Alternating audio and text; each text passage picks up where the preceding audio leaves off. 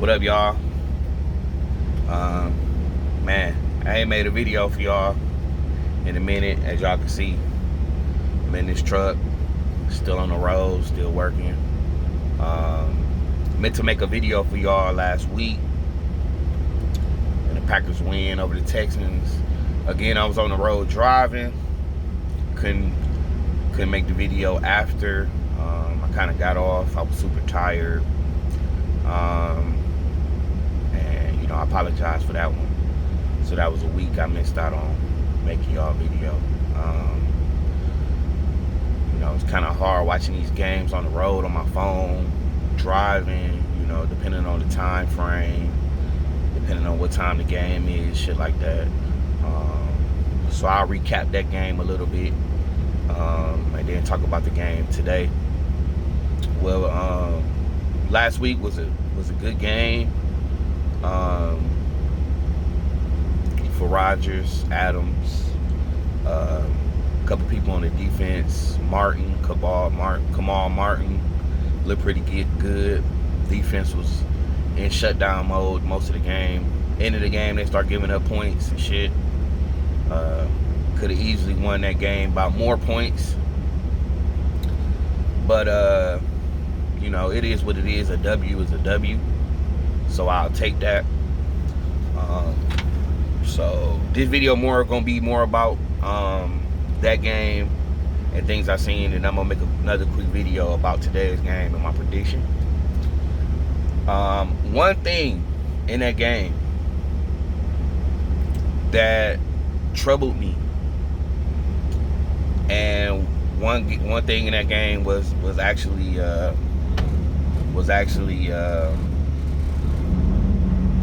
exciting to me. To see that.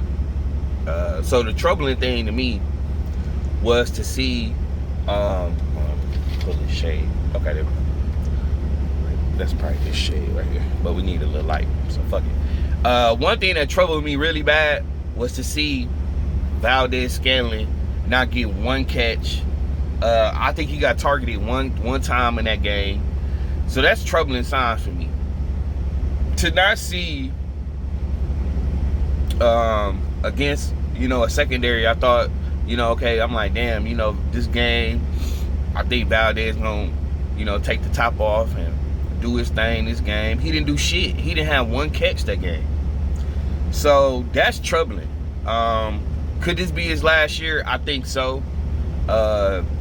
Again, I think all this stuff is kind of like, especially these players that's coming up on contract years, I don't see him lasting.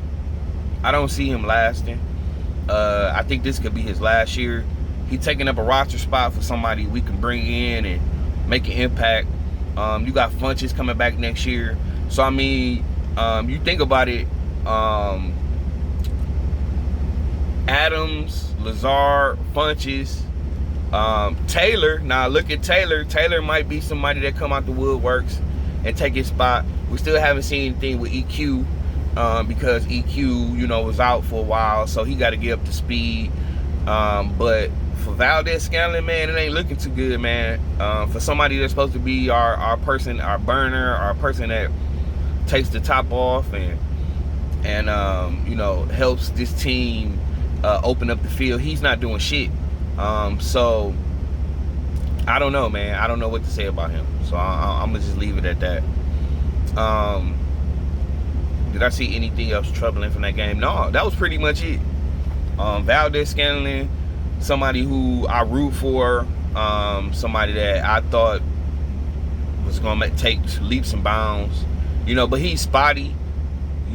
This game today, he might have 100 and some yards. He's like that, but that ain't good, man. You need some type of production to take the stress off of Adams. Good signs I seen from that game. Again, Martin as an inside linebacker. Kirksey is looking like an experiment going bad. If he can get back on the field, being hurt and shit, and maybe this is a sign that dude is injury plagued, and he's always gonna be injury plagued throughout his career. So hopefully he can get back on the field and produce, you know, towards the end of the season, because we need that roster. We need that roster. Oh, one more thing that I thought was troubling. Is this the last year of Bakhtiari too? The line held up very well last week. Do we pay him all that money? I don't think so. Again, I think we draft his successor, either with the first pick or a later round pick. But one thing the Packers have been doing is hitting on offensive linemen. They have been hitting on offensive linemen. Do we spend all that money for him? I don't know. I don't think so. I think we let him walk. I think we let him go. Just how we did like TJ Lang and all them back in the some years ago, man. Sometimes you got to think about you know, that player being around for a long time, and Bakhtiari is getting in the later years of his career. So hopefully this ain't like the later years when he start having injuries and shit. So do we bring in his successor? I think we do. I don't pay him all that money. That's other money you can use towards other assets, such as wide receivers and stuff, free agents. I wouldn't give him all that money, man. I hate to say it. Some of y'all might disagree with me, but I look for his successor.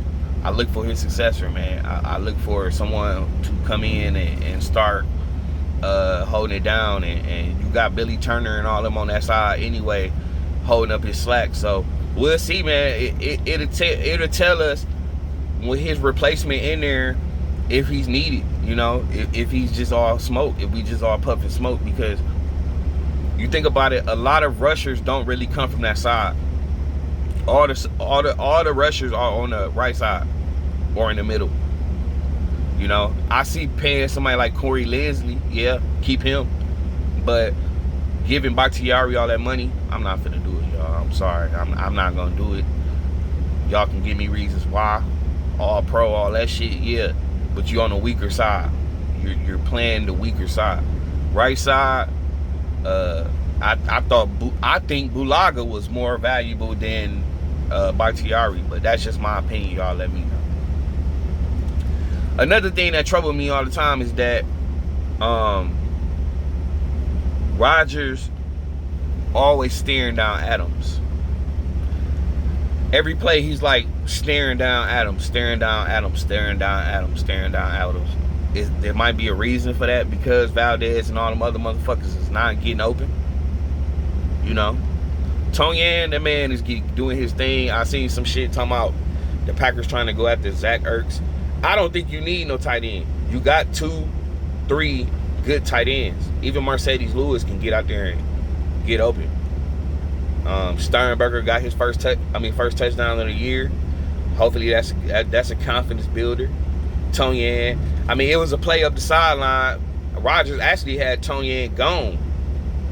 You know, he had Tonyan wide open for a touchdown. If he just floated it out there instead of throwing like such a bullet out the way, he had to dive and catch it, which was an excellent play by him.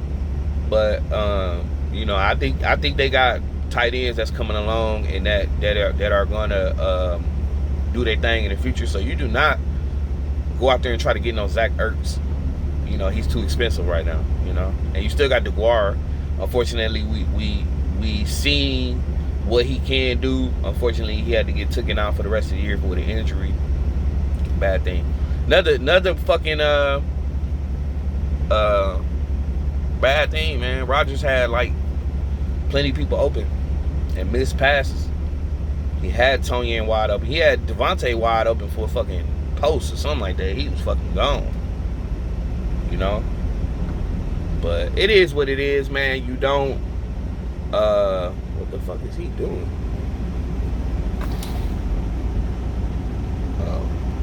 Just looking at these trucks, how they be pulling in spaces and shit. Like, I don't know. It is what it is. Yeah, man. So it was good signs. The best sign to me was Jamal Williams, man. Jamal Williams did his fucking thing, man. He did his thing, man. AJ Dillon, not so much. Thought it would have been a good game for him. It still looked like he's catching up with the offense and shit. But for me to be seeing like everybody touted him as, oh, he has good vision when he hits the hole. I ain't seeing that. It seemed like he tries to make that first cut, and after that he's tackled. The other game, I forgot what game that was. He had like a 9-yard run and shit like that. So I don't know. Maybe I'm jumping the gun on him. Maybe he just need to get up to speed. Aaron Jones, man, he's out. He was out last week. Jamal Williams came in, was a figure in the passing game and the running game, man. I don't know. Another troubling thing, man. Kevin King, man, is that injury bug catching up with him this year again? Last year he was fucking. I don't think he missed a game. I think he missed one game last year with a stray. Like, something was wrong with him last year. I think he missed one game. But again, man, this contract year for a lot of players, man.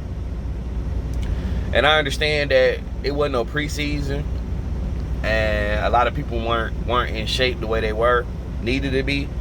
But again, you still knew you had a season, man. So that don't mean go home and relax, man. I mean, work hard. Make sure you doing your thing, man. So it was a good win. It was a game they supposed to win. It was a bounce back win, or whatever you want to call it. After that fucking embarrassing game against Tampa Bay, that's all they kept talking about. Packers bounce back during the telecast, they even talking about how we laid the egg against Tampa Bay. And let me get something else on my chest. I don't know. I might do a video. I could do a quick video on that. So this was just a late recap of the Texans game. Great win, team we supposed to beat, yeah. Team we were supposed to beat. And I applaud Matt LaFleur, man, for his game plans to beat down so many players. But again, it's the Texans, bro. It's not throw a parade, So that was my breakdown of that game, man. I'm finna drop another quick video. My prediction for this Vikings game. Sorry I didn't do one last week. I was gonna fucking say Packers like 38, Texans 10. That's what I was thinking. They scored 20 though, late points and shit. They gave them late points and shit. Mike Patton and his stepping off the gas ass. You have a team right where you want them, and he just drops them back in zone, and he makes horrible team offenses look good and shit. So he a trick. But again, man, that was my breakdown last week. Let me get y'all this other video, man. Appreciate all y'all still sticking around, man. All y'all that still fucking with me. All y'all know what I'm doing right now. That I'm on the road, getting to this money, man, to make things better in the future. I gotta hustle right now. I gotta do what I gotta do right now. Gotta sacrifice right now to do better in the future, man. So love all y'all, man. Again, like, comment, subscribe, man. Catch y'all next video. Peace.